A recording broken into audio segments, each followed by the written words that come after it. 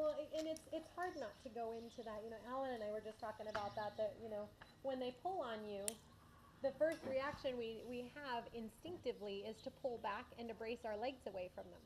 You know what I mean? And that's like the exact opposite thing that we really need to do. We need to actually put the leg on and get them to yield to our leg one side or the other to get them to yield to the rein. You know what I mean? So think that when she's bracing, let that kind of indicate to you that she's losing balance through her shoulders and her rib cage, and that you have to get her to give into your leg from her shoulder and her rib cage to get her to give into the neck a little bit more. In the meantime, it's not like you're going to be able to do this all on the world's longest, softest rein. You'll still have to connect her and keep a contact there, you know what I mean? But when she braces, in that moment, kind of hold your reins steady and don't let her pull the reins or your elbows out, you know what I mean? Be a little human side rein for that moment, but then get through from your leg in that moment. So you will have to be a little bit strong in your contact, but do it just in the sense of setting a boundary, not that I'm going to pull your head back down onto the bit. Does that make sense? And again, this is going to have some good and bad moments where you're going to be like, oh, it's okay, it sucks really bad right now, and then like, oh yeah, it's feeling a little better here for a second, and then she's going to grab it again. You know what I mean? It's going to take a little while. You know, she only gets worked a couple days a week, so she's not going to get fit fast for us in that sense. You know what I mean? If she was on a 4 or 5 day a week program real consistently working over her back on the bit, that might go a little faster, but this is where it is right now, so we just have to be a little bit patient with her to develop her. So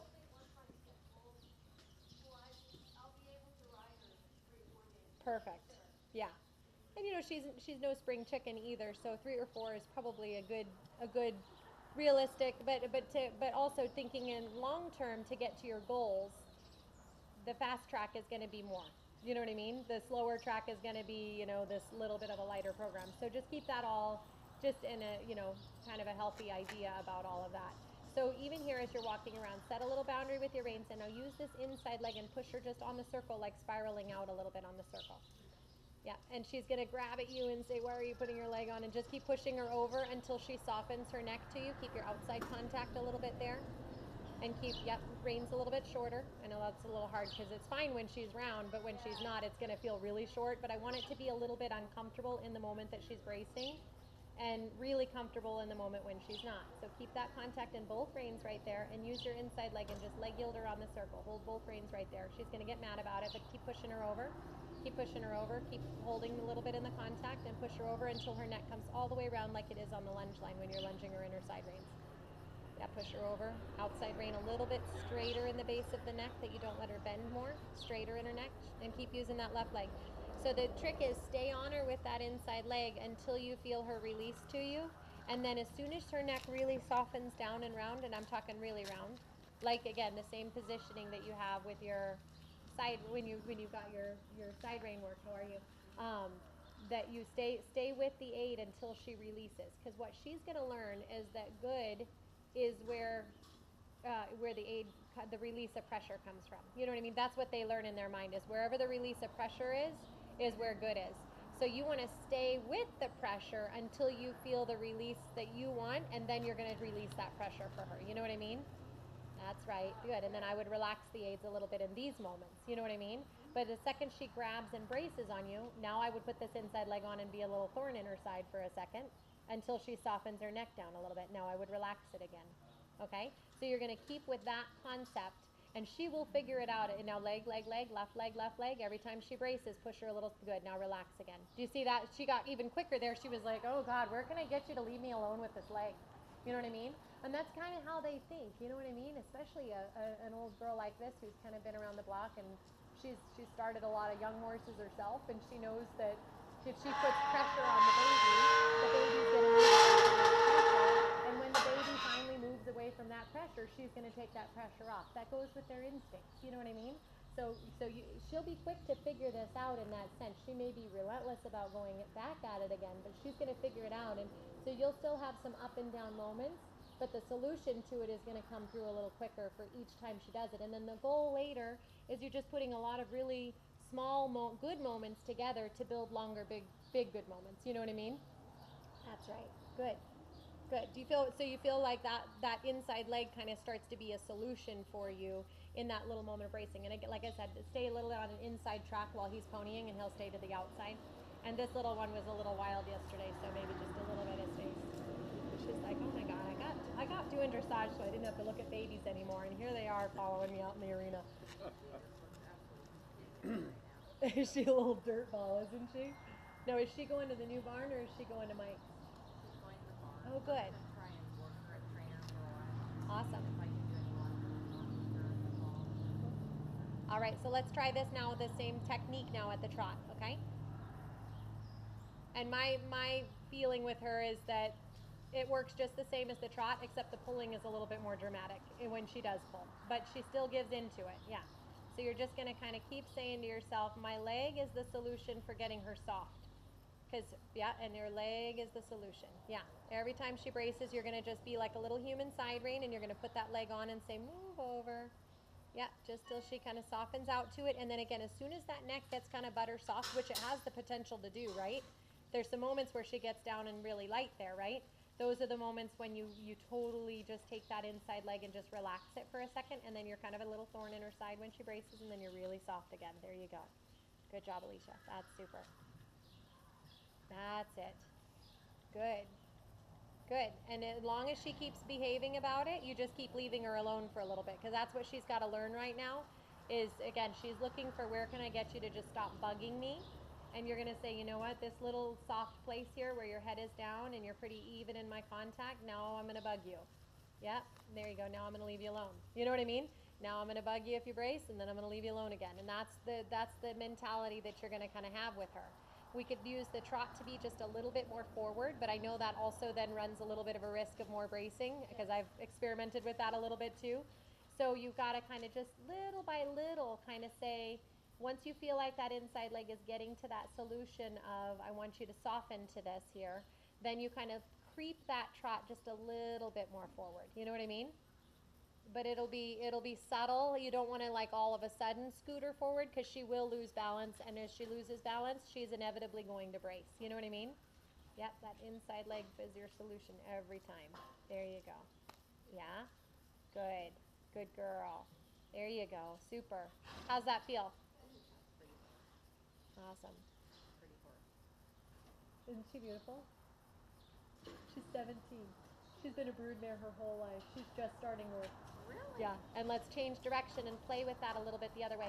And again, I know you've been off as long as she has, so if you need a walk break at any point, just do it. Don't wait for me. Just speak up and take your moment that you need it.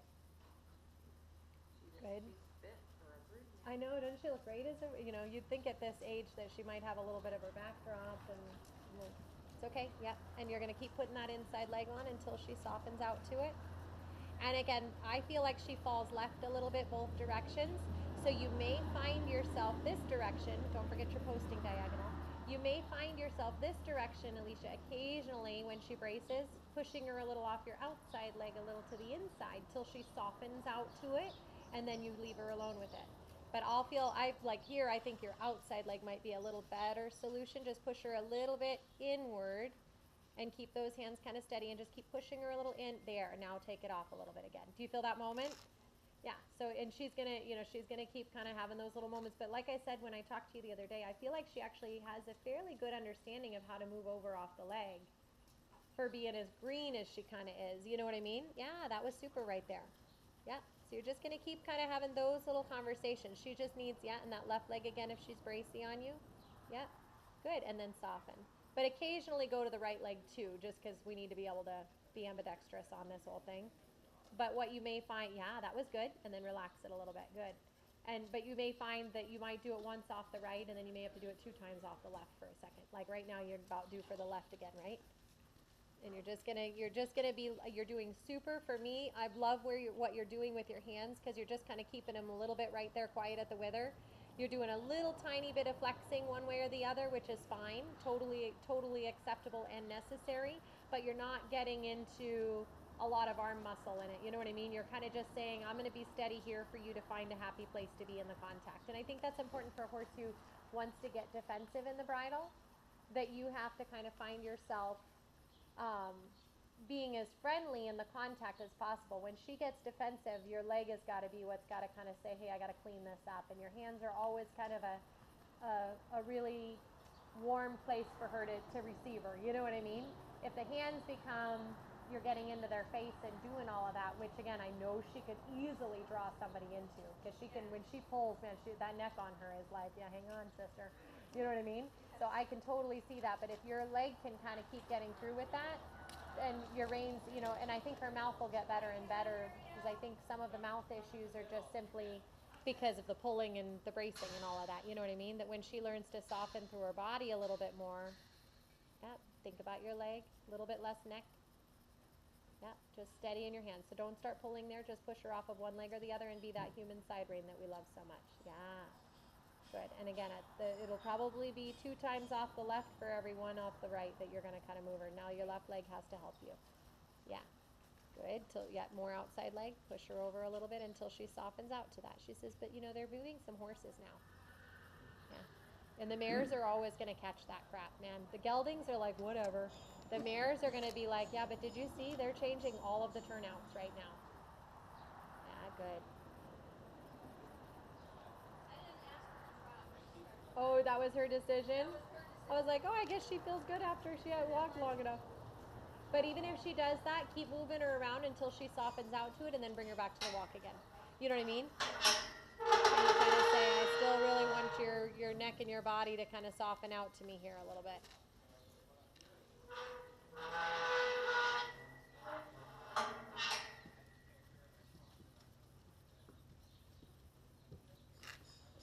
Really good there. Yep.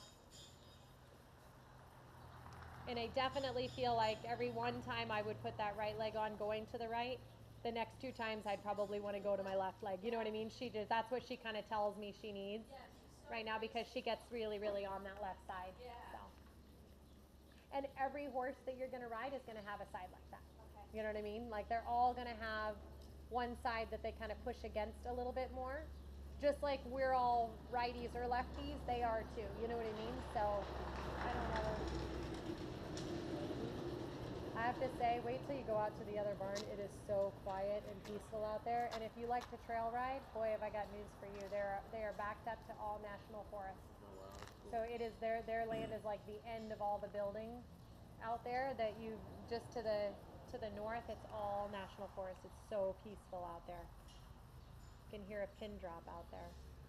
Yeah, my son just bought a small house out in Black Canyon City. Oh yeah, His it's nice backyard's out there. all It's BLM. beautiful out there. Yeah, I think Black Canyon City's kind of underrated. I think that's a really beautiful area. Yeah. And I think if you want to be kind of north and in the mountains a little bit and have some land, I think that's a good area to go to. There's just not a lot of people are out there.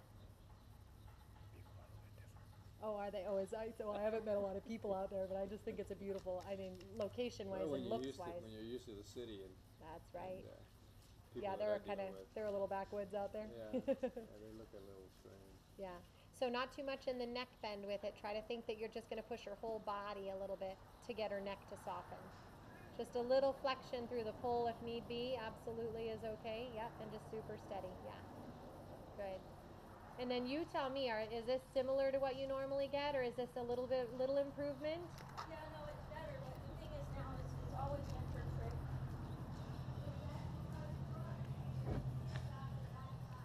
Say that again.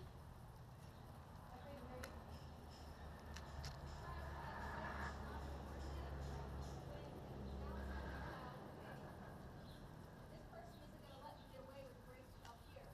Sounds like I'm just gonna go here. Yes, and I'm like, I get the tugging contact, I look at the same thing. And you're gonna move her over Oh, do you? What year is that? Oh, wait. So is ours. Is it? It's the orange. Oh, Orange that they did in 07 and 08. Yeah, we belong to Thunder Vet Set. We're going to come out of service thing. And we do mostly racing. Well, we're just getting into, we'll be joining Corrado Sports and do some track racing with their car. I have a 96 speed that I got set up. Not really set up. I haven't done any springs or shocks or other than wheels and tires and alignment for autocross and racing and stuff like that. But I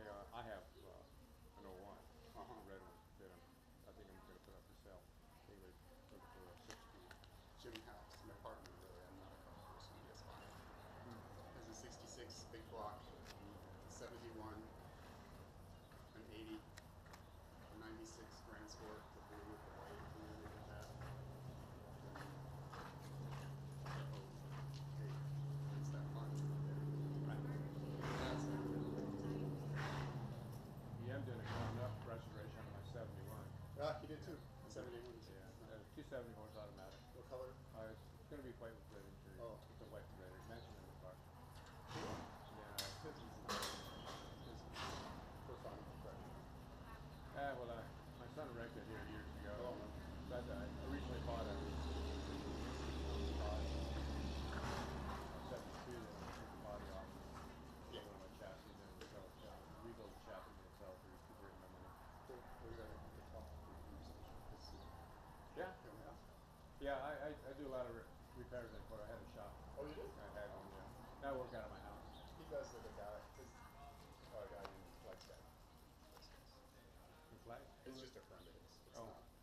That's where I came from, Flag. Oh, yeah? Yeah, I lived there for 35 years. Oh, so did Jim. Well, for 19, yeah. What's his Jim's last name? Kramer. He lived in Amberwood. But the guy that does the cars is Richard Armstrong. He's a contractor. He's been here forever. And You probably know him. he lives in Donner, Donny Park? Donny Park, and he has a garage up on the I probably know him. He probably knows me. Yeah, a lot of people know me up there.